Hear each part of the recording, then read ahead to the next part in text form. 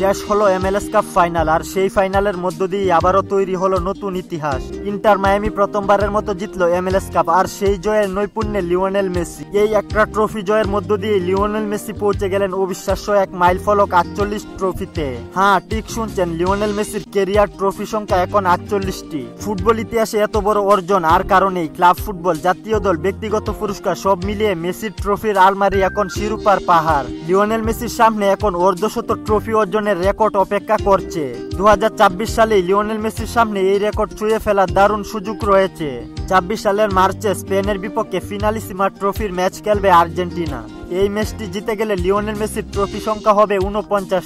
এরপর এই ফিফা বিশ্বকাপ ডিফেন্ডিং চ্যাম্পিয়ন আর্জেন্টিনা এবার হট ফেভারিট হয়ে নামবে বিশ্বকাপে। তাই 2026 বিশ্বকাপ জয়ের মধ্য দিয়ে হয়তো মেসি চেষ্টা করবেন শেষটা নতুন রেকর্ডে রাঙিয়ে যেতে।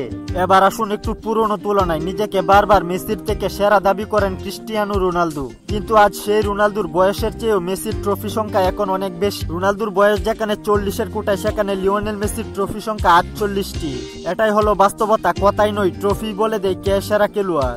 MLS কাপ জয়ের পর যেন আরো উজ্জ্বল হলো লিওনেল মেসির কিংবদন্তি খ্যাতি। তিনি চাইলে এখানেই থেমে যেতে পারতেন, কিন্তু না, মেসি চলছেন আরো একবার ইতিহাসকে নতুন করে লেখার জন্য। 2026 বিশ্বকাপ জয় করে কি লিওনেল মেসি অর্ধশত ট্রফির রেকর্ড গড়তে পারবে? কমেন্ট করে জানিয়ে দিন আপনার মতামত। খেলাধুলার গুরুত্বপূর্ণ আপডেট পেতে আমাদের চ্যানেলটি সাবস্ক্রাইব করে পাশেই থাকুন।